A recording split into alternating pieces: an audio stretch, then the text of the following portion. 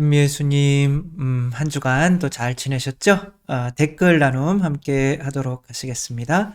성부와 성자와 성령의 이름으로 아멘. 왜 느닷없이 예수님께서 겟세마니에서 기도하시는 모습을 이렇게 시작 화면에 했느냐? 그것은 요게 뭐냐면은 잠을 자는 제자들 세 명의 모습이고, 이제 이 천사가 이제 하느님 아버지께서 주신 잔을 마실 수 있느냐. 그래서 예수님께서 뭐 제 뜻이 아니라 아버지 뜻대로 하겠다라고 하는 거고, 요 제 등 뒤에는 이제 예수님께서 이제 배반 당하셔서 끌려가는 어떤 이런 내용이 나오는 거죠. 그래서 나와 함께 한 시간도 깨어 있을 수 없단 말이냐. 그러며 당신과 함께 좀 한 시간만이라도 깨어서 기도를 하게 해달라.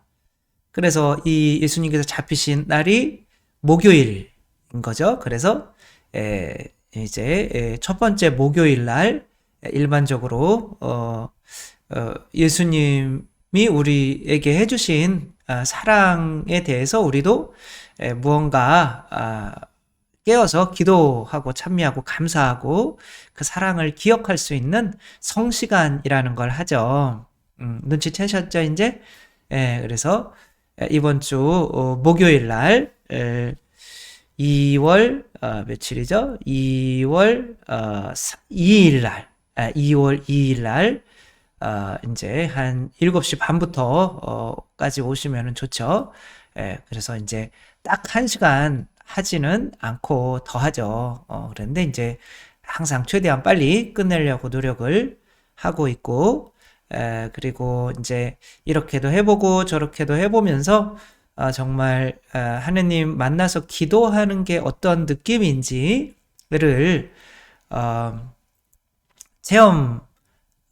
저도 체험하고 함께 체험하게 하고 싶은 마음에 이제 마치 요즘 전례가 예수님께서 예루살렘 올라가시다가 무화과 나무를 저주하시잖아요.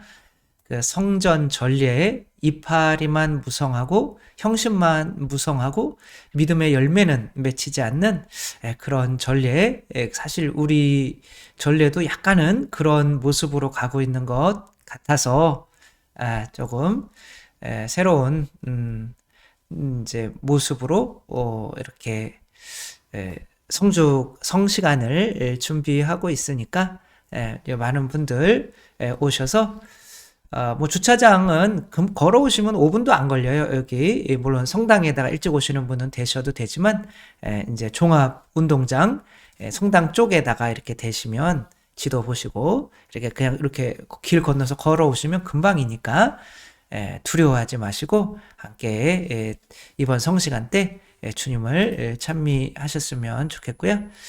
이것이 이제 그때 이제 성시간 하는 모습이고, 네, 이렇게 네, 앞에 찬미도 하고 가사도 띄워드리니까 이렇게 보면서 함께 많은 분들 참석해 주셔서 이렇게 뜨거운 기도의 밤을 함께 하실 수 있었으면 좋겠고, 이렇게 저 혼자만 기도하게 하면 안 되겠죠? 네, 그래서 많은 분들 성시간 참여하게 해주시고, 이제 그게 길었는데 이제 댓글 나눔 함께 하도록 하시겠습니다.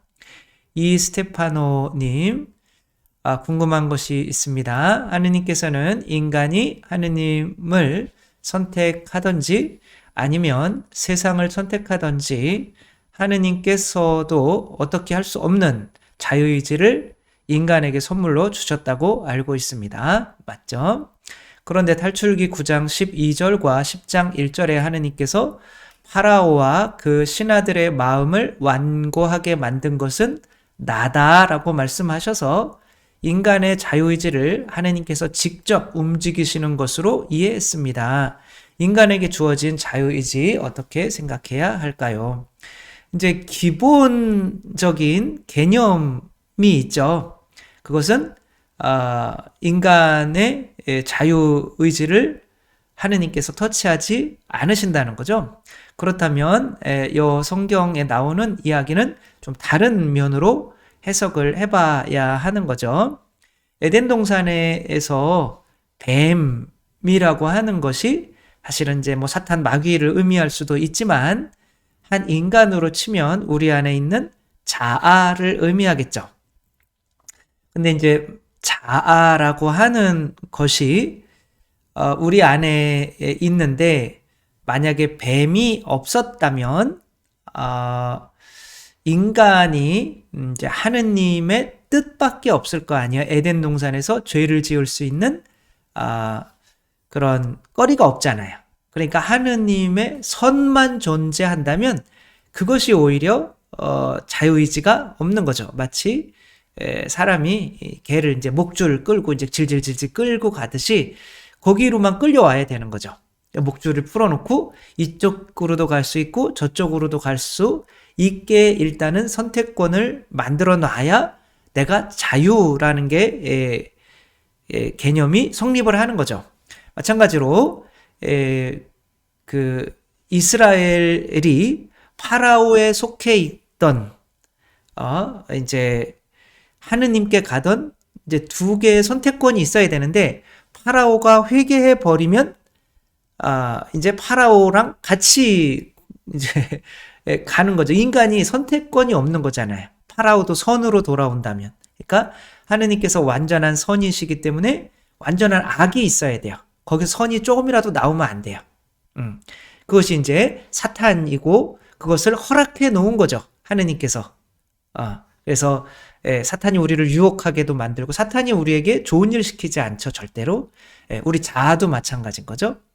그래서 내 파라오로부터 내 사탄으로부터 내 자아로부터 벗어나서 이렇게 오게 하는 거고 그것들을 그렇게 만드신 분은 하느님이실 수밖에 없는 거죠. 하느님이 악을 일부러 좋아서 만드는 것이 아니라 인간의 자유의지를 완전하게 만들기 위해서 당신이 완전한 선이기 위해서 완전한 악이 있을 수밖에 없기 때문에 그것을 이제 허락하시는 거죠. 그렇게 이해를 하시면 좋을 것 같습니다. 그래서 파라오가 없으면 하느님께서 모세를 구원자로 보내실 필요가 없겠죠. 파라오가 갑자기 회개해가지고 그 이집트가 천국으로 변해버린다면 하느님 나라로 올라갈 필요가 없는 거죠. 가나안 땅으로. 그렇기 때문에 오히려 선택권이 없어지는 거다. 그래서 우리 안에 빛이 들어오기 전까지는 어둠이 있는 건데 그 어둠이 나를 이끄는 거죠. 자아인 거죠.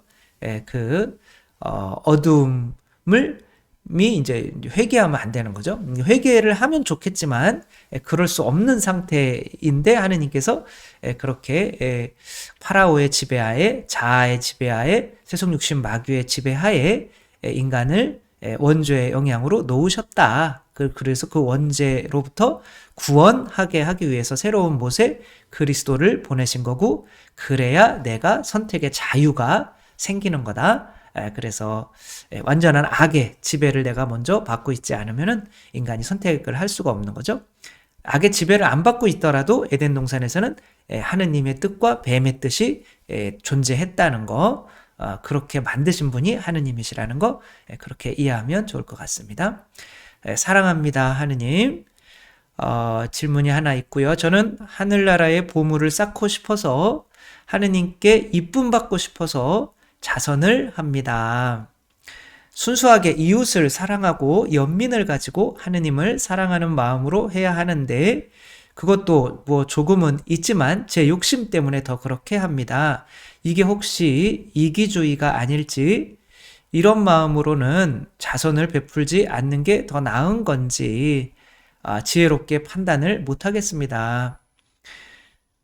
여러분은 형제를 이제 사랑하잖아요. 그 형제가 정말 사랑스러워서 사랑하나요? 그 형제를 사랑하는 거 안에는 그렇게 해야 부모가 기뻐하기 때문에 형제를 사랑하는 마음이 사실은 더 크죠. 마찬가지인 거죠.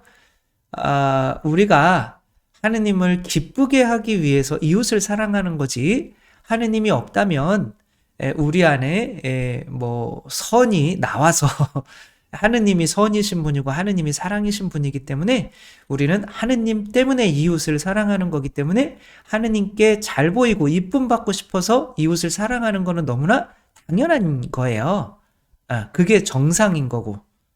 그래서 내가 이웃이 사랑스럽지 않더라도 하느님 때문에라도 기쁘게 이렇게 하느님께 이쁨 받고 싶어서 사랑을 하도록 하느님께서 그렇게 시스템을 만들어 놓으신 거예요. 그러니까 이거는 뭐 전혀 잘못된 게 아니라는 거. 그래서 하느님을 기쁘게 해야 드리고 하느님 때문에 사랑하는 게 사실은 정상인 건데, 내가 순전한 마음으로 자비심으로 사랑을 하는 게 아닌 것 같아서, 다른 의도가 있어서 하는 것 같아서 좀 뭐하다라고 하는 거는 그거는 아니고, 인간은 그렇게 사랑할 수가 없어요. 기본적으로 자기 자신만 생각하거든요. 그래서 우리 자신으로부터 벗어나게 해주시는 분이 하느님인 거고, 하느님이 계셔서 그래서 사랑이 이렇게 잘 안 나오지만 하느님 때문에 이웃을 사랑하게 되는 거죠. 마리아님, 마태오복음 26장 29절, 내가 너희에게 말한다. 내 아버지의 나라에서 너희와 함께 새 포도주를 마실 그날까지 이제부터 포도나무 열매로 빚은 것은 다시는 마시지 않겠다. 무슨 뜻인가요? 단순히 금주를 선언하는 것은 아니겠고, 당연히 단순히 금주를 선언하는 게 아니죠. 예수님의 단 한 번의 피 흘리심으로 구원이 완성되었다는 뜻인가요? 이제 예수님께서 가나의 혼인잔치에서 물을 포도주로 만드셨죠. 근데 그 포도주는 어떤 상징성이 있어요. 이건 교리에서도 그렇게 나오는데, 그것은 이제 물이 포도주가 되고 포도주가 예수님의 피가 되고, 결국 예수님의 피가 뭐예요? 성령이신 거죠. 그러니까 이제 여기서는 예수님께서 그냥 단주를 의미하는 것이 아니라 성령을 의미한다고 볼 수가 있겠죠. 이제 우리 죄를 위해서 죄인이 되시면 성령님이 온전한 그릇에 어떤 그런 거를 잃어버리게 돼요. 다 깨져버리게 되는 거죠. 그래서 여기서 이제 성령은 지금까지 예수님 세례 받으실 때부터 성령을 받아 오셨고, 이제는 우리를 위해서 성령을 옆구리가 찔려서 쏟아 부어 주셔야만 하는 시기인 거죠. 따라서 이제 하느님 나라 가면 이제 다시 부활하실 때죠, 그렇죠? 성령을 통해서 이제 부활을 하시는 건데, 그때까지는 내가 계속 성령을 쏟아 부어주는 삶을 살겠다.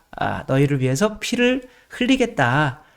그런 의미로 이제 받아들여야지, 내가 다시 타볼산으로 기도하러 올라갈게, 막 십자가에 못 박히시다가 갑자기 성령 받아야겠네, 다시 올라갈게, 이런 게 아니라 여기서는 우리 죄인의 모습으로 이제 순종하셔서 당신의 성령을 이제는 쏟아 부어주는 이 시간이 시작된 거다.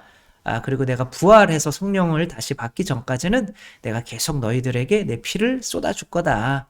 이렇게 하는 거로 또 생각을 하시고, 문자적인 의미도 저는 또 무시할 수 없다고 봐요. 이제 어떤 신부님이 오셔가지고 천국과 지옥이 그냥 요즘에 뭐 상태다, 이렇게 하는 것에 대해서 이제 좀 아닌 것 같다 라고 말씀을 하셔서, 그 당연하다. 그래서 천국과 지옥, 예수님이 부활하셔서 뭐 생선도 드시고, 물론 지금의 모습과 다른 육체이지만 그래도 육체를 가지고 계셨잖아요. 그러려면 그 육체를 포함할 수 있는 공간이 있어야 되는데, 따라서 천국과 지옥도 다 사람들이 육체로 부활하는데, 천국과 지옥도 그 육체를 포함할 수 있는 당연히 어떤 공간적인 개념도 있어야 하는 게 당연하다. 그래서 정말 공감을 많이 했고요. 그런 것처럼 뭐 포도나무 열매로 빚은 포도주 아마도 천국에 있을 수도 있지 않을까 그랬으면 좋겠다. 그런 생각을 하는 거죠. 하늘에 노래는 분명히 있죠. 그쵸? 천사들이 하느님을 찬미하니까. 뭐, 예수님이 생선 토막 드셨으니까, 물론 뭐 먹는 것도 분명히 뭔가가 다 지금 모습은 아니겠지만 있을 수도 있는 거고, 포도주도 있을 수도 있는 건데, 여기에서는, 이제, 성령님을 상징한다. 이렇게 보시면 되겠고요. 스타글로우님, 구원송인 거죠. 오 예수님, 저희 죄를 용서, 저희를 지옥불에서 구하시고 연옥 영혼을 돌보시며 가장 버림받은 영혼을 돌보소서 할 때 오미 예수로 시작하는데 어디에선가는 도민의 예수도 있네요. 요거 페르둑이라고 알고 있는데 꼰둑이라고도 쓰고 있고 에아스도 있는데 일라스 뭐 이렇게 그러니까 뚜에도 마찬가지고 뚜아 이제 뚜아는 좀 있는 건데 이것은 제가 볼 때는 라틴어 고전 라틴어와 현대 라틴어가 있어요. 그리고 포르투갈에서 성모님이 라틴어로 말씀하신 건 아니잖아요. 이것을 라틴어로 옮기는데 어떤 분들은 고전 라틴어로 옮기는 거고 어떤 분들은 현대 라틴어로 옮기는 거죠. 그렇기 때문에 그 번역에서 이렇게 똑같은 것들이지만 차이가 난다라고 이렇게 그게 뭐 성모님이 라틴어로 딱 말씀을 하셨다면 그것만 딱 쓰면 되는 건데 이거는 포르투갈어로 이제 지방 언어로 하신 거를 라틴어로 다시 옮긴 거기 때문에 어느 라틴어를 쓰느냐에 따라서 이렇게 라틴어 버전이 다를 수가 있다. 이렇게 알아두시면 좋을 것 같고요. 헬레나님, 요즘 젊은이들이 건강에 문제가 없는데도 자연임신이 잘 안 돼서 인공수정 같은 방법으로 아기를 갖는 일이 많아지고 있는데 이것이 하느님의 뜻에 맞지 않는 거로 알고 있기에 갈등이 많습니다. 아직까지 교회의 가르침에는 자연 임신을 하고 나머지 방법들은 어떤 인정을 안 하고 있는 지금 상황이죠. 결국에는 인공적인 방법을 택하여 아기를 갖게 되었습니다. 허락하지 않으시면 자녀 없이 살아도 좋다고 생각하고는 있지만 제 자식이라도 강요할 수는 없더라고요. 결혼을 해서 자기의 가정이 생겼고 부모지만 이제는 간섭할 권리가 없다고 생각합니다. 이건 맞는 것 같아요.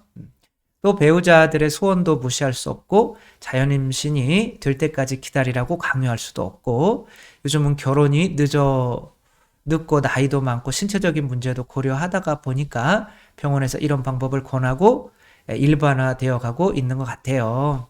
이렇게 잉태된 아기들도 하느님께서 허락하신 생명이고 수호천사가 있다고 믿어도 되는지요? 당연하죠. 예, 사람이고 한 영혼이 이제 그 안에 들어온다면 당연히 하느님께서 허락하신 생명이고 수호천사가 당연히 있겠죠. 자연임신이 아니라는 이유 때문에 거리낌 없이 기뻐하고 축하하지 못하는 제가 바리사이인가 하는 두려움도 있어요. 뭐 저도 갈등이 사실은 있어요. 이렇게 성당에서 너무 많은 이제 뭐 젊은이들도 많이 없지만 그 젊은이들이 이제 늦은 나이에 결혼을 하니까 임신이 잘 안 돼서 이런 어떤 다른 방법들을 쓰는데 그래도 되냐? 그러면은 저는 교회에서는 그러면 안 된다라고 지금 상황으로서는 가르치고 있다. 어떤 자연 임신을 통해서 주님께서 주시면 받고 안 주시면 안 받는 게 지금 교회법에 맞는 거다. 그렇다고 또 이렇게라도 또 지금 자녀가 또 너무 출산율이 너무 낮은데 하나님께서 영혼들을 세상에 보내고 싶은데 우리가 협조를 안 하고 있는 거죠. 그러니까 그런 면에서는 이분들이 이렇게라도 자녀를 낳으려고 하는 거는 또 그래도 하나님께서 이 세상에 자녀 생명을 보내시는데 또 도움이 되는 거고 그래서 참 말은 이렇게 하지만 이거 참 힘든 거죠. 저도 어떻게 이야기를 해야 될지. 그러나 또 이렇게 한 것에 대해서 어차피 태어났으니까 그렇게 칭찬보다는 같이 기뻐해 주시고 같이 축하해 주시고 그런 거는 맞는 것 같아요.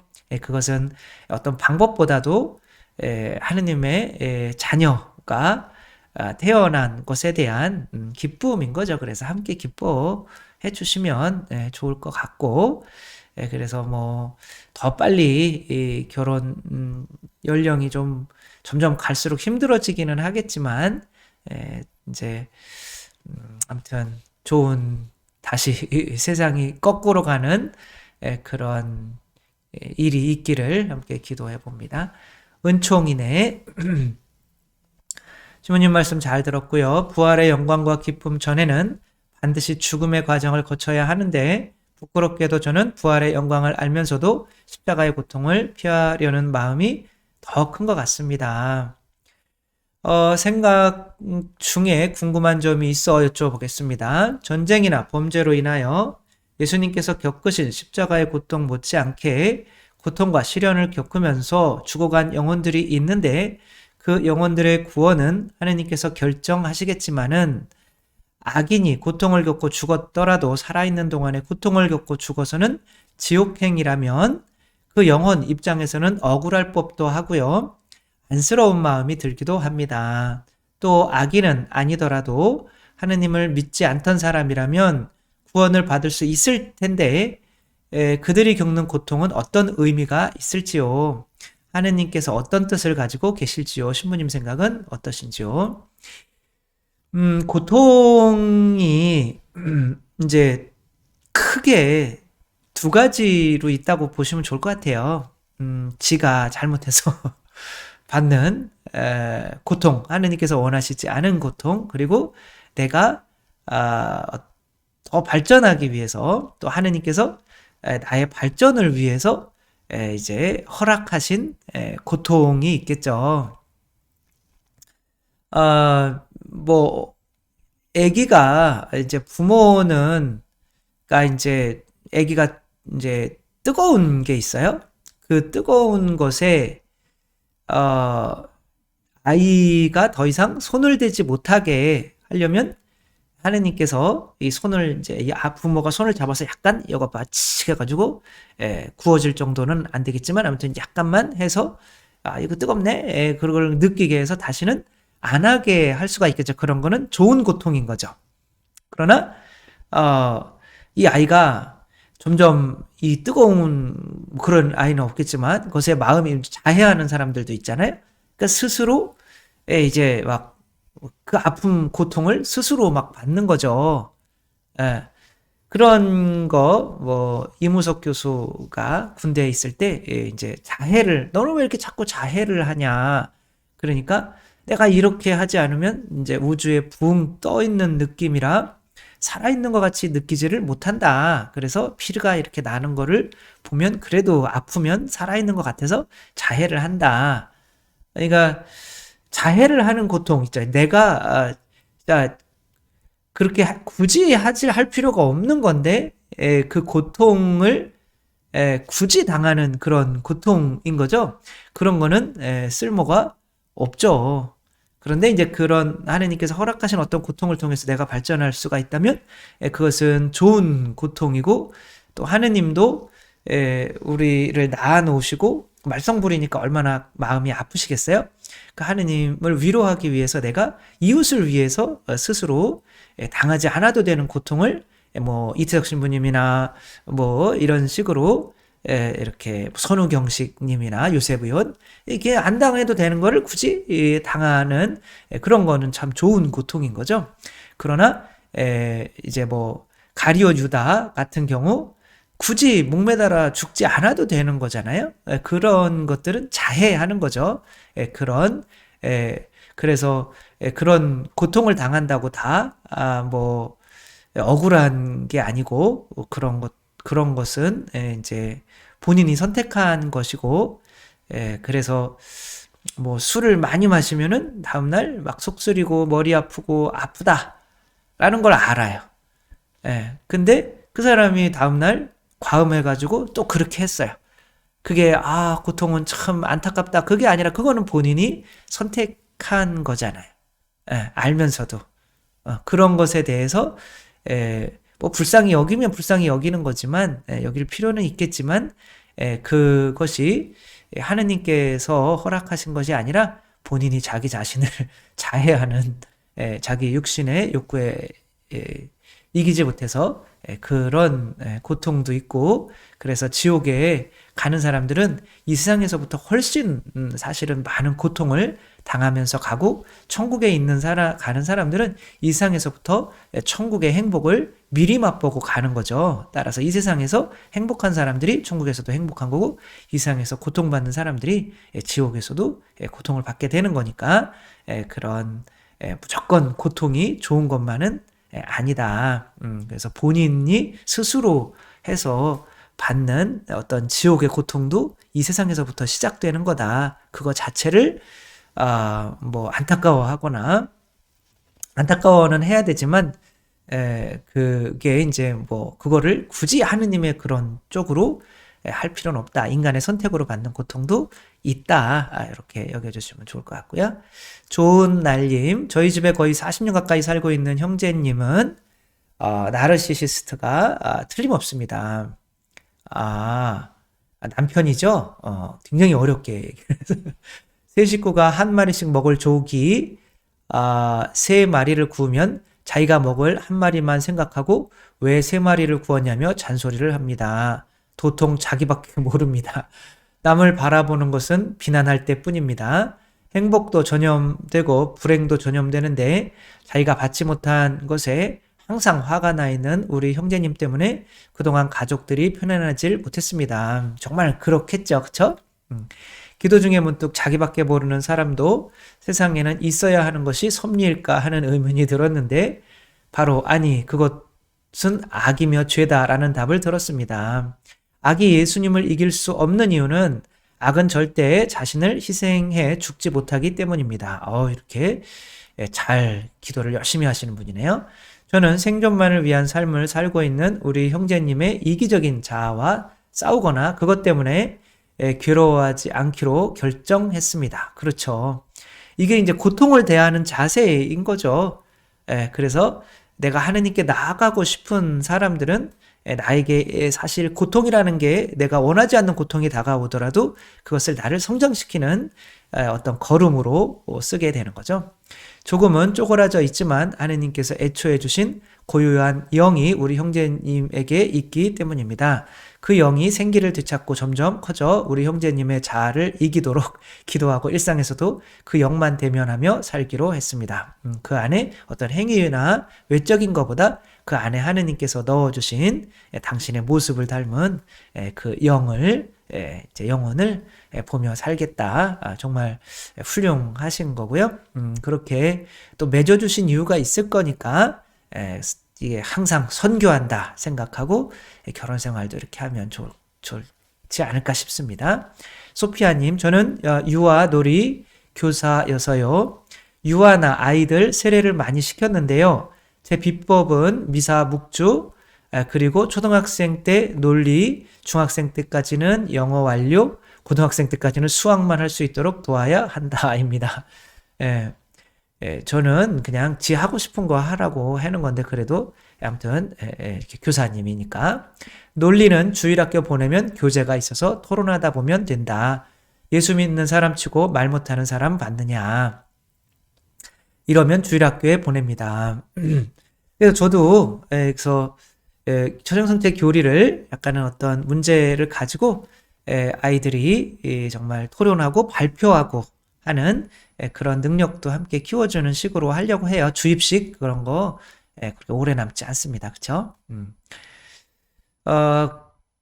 또는 보내려고 세례를 받게 합니다. 토요일에 보내면 적어도 3시간가량 잘 놀고 배우고 오는데 비용은 한 달에 3,000원쯤 냅니다. 1년 아마 그게 등록비가 3만 원이겠죠. 그렇죠? 이러다가 아이 둘, 애엄마, 애아빠 순으로 다 세례받습니다. 25집만 세례시켜도 100명 세례시킬 수 있습니다. 그러니 주일학교 좀 살려주세요.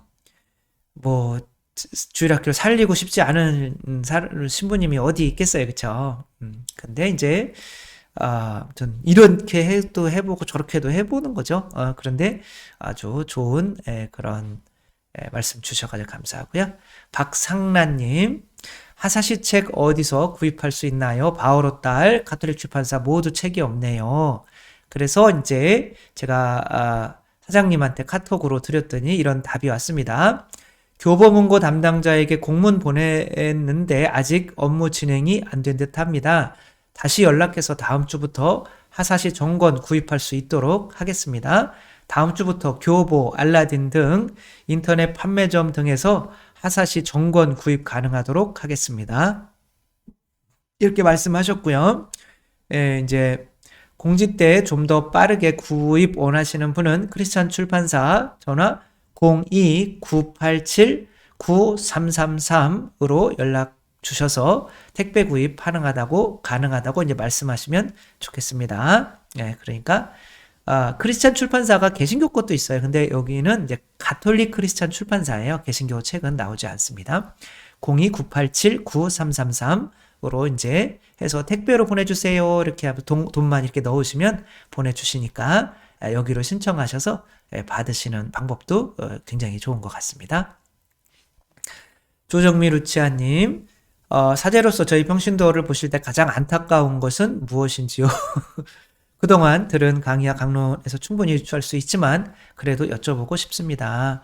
신부님께서 평일미사에도 제의를 입으시나 보네요. 평신도를 볼 때 가장 안타까운 거, 근데 저 자신에게도 마찬가지인 거죠. 무딘 거죠, 무딘 거. 아무리 이야기를 해도 관심이 없고 피리를 불어주어도 춤추지 않고 고거를 해도 울지 않는 거. 마음이 굳어져서 더 이상 하느님께 관심이 없고 더 알고 싶어 하지 않고 더 기도하고 싶어 하지 않고 뭐 그런 거죠. 마음이 굳은 것을 보고 이렇게 좀 하면 어떨까요? 할 때 그거는 당신 생각이고 내 생각은 아니에요. 라고 이렇게 딱딱한 껍질에 둘러싸인 이런 모습들, 성당 나와도 마찬가지인 거고 그런 모습들을 볼 때는 뭐 저도 마찬가지인 거고요.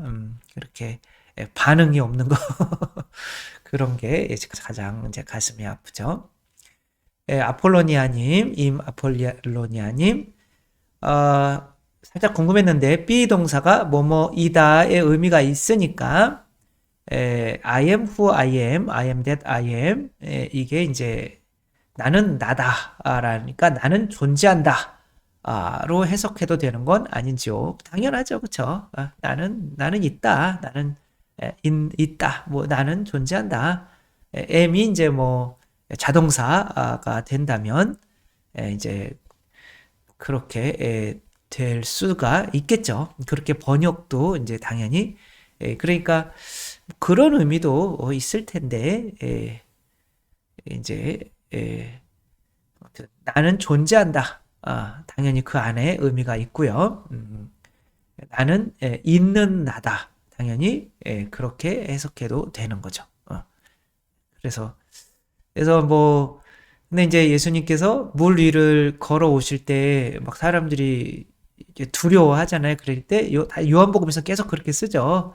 나다, 두려워하지 마라. 이렇게 할 때 I am who I am, I am that I am 이렇게 하는 건데 it's me 그게 맞거든요. it's I am 그럼 좀 이상하잖아요. it's I am 그래서 it's me가 옳은 건데 it's I am으로 말을 한단 말이에요. 에고 에이미로. 그래서 나는 그때 이렇게 물 위를 걸어올 때 나는 존재한다. 혹은 나는 있는 나다. 그거는 또 우리말로 해석하면 또 약간 좀 어색하고 나는 나야. 이렇게 나다. 이렇게 it's me 나야. 이렇게 하는 게 옳은 건데 거기서 또 I am으로 쓰고 있단 말이에요. 그러니까 이제 그 의미들이 다 있는 거야. 나다라는 의미도 있고 나는 존재하는 자다라는 의미도 있고 그래서 나는 있는 나다라는 의미도 있는 거죠. 그래서 뭐 해석은 하나가 아니라 굉장히 많은 건데 저는 그 중에서도 그래도 당연히 존재하시고 당연히 있으신데 우리의 나라고 하는 나를 대체하실 새로운 주님으로 나는 나다 가서 파라오한테 네가 나라고 생각하며 봉사하는 파라오한테 가가지고 나라는 존재가 또 있다라고 하는 것을 알려줘서 그 나로부터 탈출해서 나로 나에게로 향해서 와라라고 하는 게 탈출기잖아요. 그런 의미에서 이제 나는 나다. 나는 있는 나다. 뭐 나는 존재하는 나다. 뭐 아무 상관없습니다. 아무튼 나라는 게 중요한 거죠. 안나님, 기도할 때 축성초를 꼭 켜야만 하나요? 밀랍초를 쓰고 싶은데 축성받아야 할까요? 이런 건 이제 뭐 축성이라고 하기보다는 이제 축복이라고 하죠. 축성은 그 안에 이제 하느님께서 들어가 계셔서 이제 막대하면 안 되는 거지만 축복받은 것은 이제 기도나 하느님을 만나는데 유용하게 사용할 수 있게 되는 거죠. 집이나 차나 이런 거는 축복, 뭐 성물이나 마찬가지로. 그러나 이제 뭐 성체나 뭐 성당이나 하느님 모셔진 성당이나 이런 거는 축성 이렇게 하는 거고요. 축성 축복된 초를 저는 안 켜고 해요. 그러니까 그런 걱정 마시고 더 의미는 있겠죠. 축복된 초를 사용하면 의미는 있겠지만 일단 내 안에 계신 예수님을 만나는 거니까 그 초에 너무 구애받지 마시고 언제 어디서든 기도할 수 있는 거고요. 박재필님, 저는 안중 처가댁 근처에 있는 노브랜드 매장에 갔다가 우연히 내 앞자리에서 계산하는 손님을 보았는데 검은색 상하의 옷에 손이 거칠고 깡마른 여성분이었습니다. 매장을 나와서 집으로 가는 길에 우연히 그 여인을 보았는데 한 손에는 검정 비닐봉지를 들고 있고 허름한 가방을 메고 누가 봐도 불쌍한 사람처럼 보였습니다. 하지만 도움을 드릴 용기가 나지 않아 멀리서 지켜보다 돌아왔습니다. 그리고 지금 무척 후회하고 있습니다. 얼마 전 읽은 책 성심의 메시지에서 따뜻하게 포근하게 행동하고 행동으로 사랑하여라 라는 말씀이 자꾸 떠오릅니다. 불쌍한 사람을 보고도 그냥 모른 척하고 지나간 것도 큰 죄가 되는지 알고 싶습니다. 큰 죄겠어요. 혹시 이제 안중에 그 여성분을 보시는 교우님들은 저 일처럼 양심에 찔리는 죄를 짓지 마시기 바랍니다. 아프리카에서 한 끼 40원이 없어서 많은 아이들이 굶어 죽어가고 있어요. 아이들이 죽는 것만 해도 7초에 한 명씩 죽어갑니다. 우리 다 그렇게 모른 척하고 살아가고 있어요. 그래서 꼭 내 옆에 눈에 보이는 사람뿐만이 아니라 우리가 손만 내밀면 구해줄 수 있는 사람이 어마어마하게 많습니다. 따라서 이 세상에서 뭐 나는 큰 죄 안 짓고 살았어요? 천만의 말씀이죠. 내가 형제들을 굶어 죽어가는 거를 누구나가 다 외면하고 살고 있는 그 죄를 우리가 느껴야 되는 거죠. 그리고 그렇구나. 내가 할 수 있는 한 또 최대한 다 해야겠구나. 그래서 저번에 성시간 했을 때는 그 아프리카 우리 교회에서 수원교구 그 한 2,000명 되는 아이들 무료 급식을 하고 있는데 한 끼가 40원, 지금은 조금 올랐겠죠. 근데 그 아이들이 그 먹을 게 없어가지고 유니세프에서 하고 있었는데 거기서 그냥 약간 돈 문제가 발생해서 거기를 학교를 포기한 거죠. 그러니까 아이들이 급식을 안 해주니까 한 끼 뭐 먹게 못 먹는데, 그러니까 이제 뭐 강 같은 데 가서 물고기 잡으려고 그러다 떠내려가서 죽고 하는 애들이 너무 많아서 이제 우리 교구에서 이제 맡아서 무료 급식을 하고 있는데 거기에다가 저번 성시간 때 봉헌해 주신 150만 원 정도를 이렇게 보냈습니다. 그래서 헌금해 주신 분들 감사드리고 이번에 오실 때도 돈 많이 가지고 오시고. 네, 아닙니다. 리아님, 제가 왜라는 질문을 너무 많이 해서 어른들에게 많이 혼났는데 그럴 때마다 그냥 듣기만 하라고 핀잔을 주었습니다. 아랫사람이 왜라는 질문을 하면 반항하는 걸로 보여서 윗사람이 싫어합니다. 제가 왜라고 하면 그렇게 해왔으니까 물어보지 말라는 겁니다. 더구나 여자가 말이 많다라고 말하며 저의 입을 다물게 만들었습니다. 그럴 때마다 내가 뭐 잘못한 거지? 그저 궁금하고 이해가 안 가서 물어본 것 뿐인데 그리고 왜라고 물어봤을 때 제대로 대답해준 어른이 없었습니다. 나중에 누가 저에게 왜라고 물어보면 제가 뭐라고 대답해야 하는지까지도 물어봤습니다. 그래서 저도 순종하라는 겁니다. 하지만 저는 제 후배들에게 그런 어른이 되고 싶지는 않습니다. 왜라고 물어보면 그가 이해할 수 있을 때까지 대답해 줄 어른이 되고 싶습니다. 오늘 신부님의 강론을 들으니 답답한 게 풀렸습니다. 철학이라고 하는 것은 이제 이것이 무엇이냐라고 하는 건 물리학인 거죠. 무엇이냐? 그거는 이제 육체적인 거죠. 그 다음에 이걸 어떻게 해야 되지? 라고 하는 거는 이제 방법론적인 거죠. 이성인 거죠. 근데 왜? 라고 하는 거는 더 깊은 물음인 거죠. 내가 이걸 왜 해야 되는 건지, 그 원인, 내가 누군데, 까지 갈 수밖에 없는 거죠. 그래서, 이제, 우리 아이들에게도 항상 모든 질문을 왜로 시작할 수 있게 해야 되는 거죠. 그래서 저도 어렸을 때 철학은 왜로 시작한다라고 초등학교 때 들은 적이 나서 계속 왜 하다가 같은 비슷한 자매님처럼 그렇게 했지만 결국에는 그 왜라는 게 아니 천형성체를 하는데 예수님의 피로 우리 죄가 용서받는데요. 그래서 저는 왜요? 왜? 하느님이 죄 없다고 그러면 되는 거지. 왜, 십자가에 못 박혀서 우리 죄를 위해서 하느님이 왜 대신 죽어주냐고. 왜? 그랬더니, 수녀님이 째려보셔가지고, 죄송합니다. 그래가지고, 아무튼, 근데 그 왜라는 거를 40년 동안 찾은 거예요. 그러다가, 피가 성령이고, 그 성령 통해서, 아무튼 뭐 이런 교리들이 구원의 원리가 그렇게 나오게 되는 거죠. 그래서 왜라는 질문 어린 아이 때부터 하게 해야 된다. 라고 하는 거 또 함께 좋은 거 함께 나눴고요. 그래요. 우리가 성시간을 왜 해야 될까요? 그래서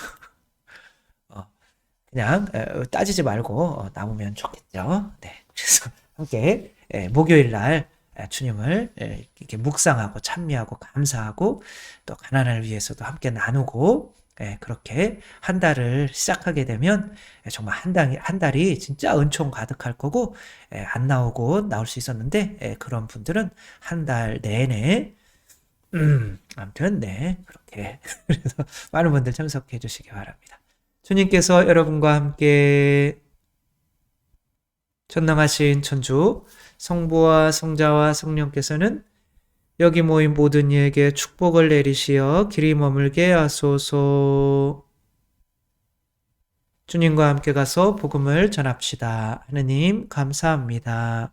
성부와 성자와 성령의 이름으로 아멘. 감사합니다. 사랑합니다.